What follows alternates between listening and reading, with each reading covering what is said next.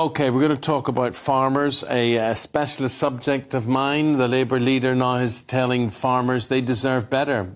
Too right, they do, and called for a new way of governing ahead of a speech. This is at the National Farmers Union, the NFU conference in Birmingham later today. He's going to stress the importance of supporting homegrown produce. Well, let's speak to Shadow Environment, Food and Rural Affairs Secretary Jim McMahon, who joins us this morning. It's so interesting to see what Labour comes out talking to us about in the last few weeks. We've had the party of law and order. We've had them trying to be the party of business. Labour's now trying to be the party of agriculture. That's a new one on me. Well, the connection with all that, of course, is that we are the party of business, we are the party of law and order, and that speaks right to the heart of farming. Farmers are businesses, and they're businesses that are struggling at the moment. They have a government who don't have a long-term plan for our food security, and that means that every month they're faced with sticking plaster type politics of short-term answers that don't address the long-term financial stability of our farms. And Labour recognises that in order to have national security, we need food security, and for food security to be absolutely embedded, we need farms that are financially viable, that are supported, and where nature, wildlife and farming go hand in hand. Jim, you know who's done more for farming in the past year than any politician? Jeremy Clarkson on Clarkson's farm. Have you been watching it? Well, you'll have seen. Well, he's done a lot for fast cars as well, Jeremy Clarkson. Yeah, he moved his attention to tractors now. No, he's done a very good job of raising the profile of farms. Absolutely. Yeah, and he shows the thing about farming, how hard it is to make a living, and how burdened farmers are with bureaucracy. You know, how sympathetic are you to that, and what would you be doing about that? Well, I think we need to separate out rules and regulations that are there for our collective protection, and I would say that most farmers really embrace that. They like that Britain has the highest animal welfare standards, the highest environmental standards, that we're good custodians of the natural environment. They like that and they embrace it.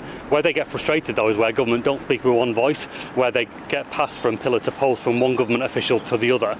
You know, you speak to one person about veterinary issues on one side, you speak to another department on farming payments on the other, you speak to another on licensing or planning issues, and in the midst of all that, farmers have just got a business to run. They're trying to put food in our supermarkets and keep the business afloat, and they find it very frustrating the government is so complex and they don't speak with us a single voice. Now, we've been hearing that in the visits that we've been carrying out. Just in the last couple of weeks, I've been to Devon, I've been to Lancashire, where we're meeting farmers, and they are absolutely clear that they want a government that's on their side, a government that has a long-term plan, and that's why Keir's going to Birmingham today. Of course, to set that out, but also to say thank you, because, listen, we don't have food security without secure farmers, and they've done a fantastic job in very difficult circumstances to keep the nation fed. It'll be a tough crowd for Sir Keir Starmer at the NFU conference in Birmingham today. But I'm really interested. One of the things he's going to be outlining is a pledge that a Labour government would say at least half the food the public sector buys will be locally produced or highly sustainable, as the party commits to backing homegrown food. That sounds extremely expensive, if laudable. It's absolutely affordable, because what we see in the public sector, in the NHS, in the Ministry of Defence, in social care, in education, is actually we waste 40% of all food that we purchase in the public sector. If we can reduce the amount of food that we waste, we free up the headroom to buy better quality domestic produce here that supports British farmers. It's a win-win. Jim, supermarkets, friend or foe to the farmer? Well, I think a farmer would say it depends what day it is. On day one, they can be the best friend of the farmer. On day two, they can be quite challenging. Supermarkets have a very difficult job. They've got to balance the cost of buying in goods and the pressures that their customers face with the cost of living crisis. And I don't think any supermarket is finding it particularly easy at the moment.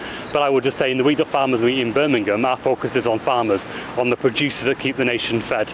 And so let's celebrate them, but let's also, you know, go beyond the warm words and have real policies that have a long-term plan for our food security to really back our farmers instead of this sticking plaster temporary politics that we see.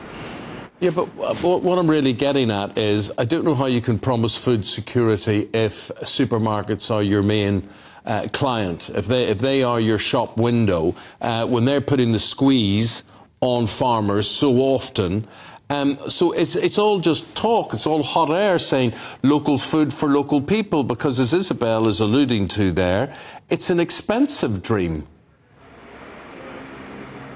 Well, this might be an unusual situation, Eamon, where farmers actually would welcome some hot air. The reason why you haven't got tomatoes on the supermarket shelves is because the greenhouses aren't turned on. Why? Because the cost of energy is so high. The cost pressures that farmers are facing isn't the supermarkets. They have their own pressures to deal with, and of course there will be tensions. It's because they have a labour shortage. It's because the cost of food and feed has gone up. The cost of fertiliser has gone up. The cost of energy has gone up. The cost of transportation has gone up. They're the pressures that farmers face. And when they look to the government here in Parliament, the government are missing in action. Listen, one final thought before you go. Just your guess is as good as ours if behind you in that building later today there'll be a vote on the Northern Ireland protocol. We don't yet know. We spoke to Maria Caulfield for the government about that this morning, about Labour's point that Rishi Sunak is putting party before country and that Labour would vote for this deal. She said, hang on a minute, Labour's playing politics in all of this. They don't even know what's in the deal and they say they'll approve it. What do you say to that? Well, we've got to trust that through the negotiations there has been a settlement that of course has compromise in it, but ultimately is practical and can be worked. You know, there is no point in having an agreement that doesn't work in practice, that doesn't allow the trade of goods across the border. We need to make sure that those are in place and it can be workable in practice. And so far, all we hear from the government isn't the practicalities of how it will work. We just hear the squabbling taking place in this place where the Conservatives are in their own internal disputes instead of looking at the national interest.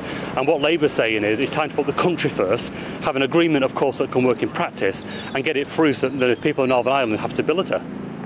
OK, Jim McMahon is the Shadow Secretary of State for the Environment, Food and Rural Affairs, ahead of Sir Keir Starmer addressing the National Union of Farmers in Birmingham later today. Thanks for your time, Jim. Thank you very much indeed.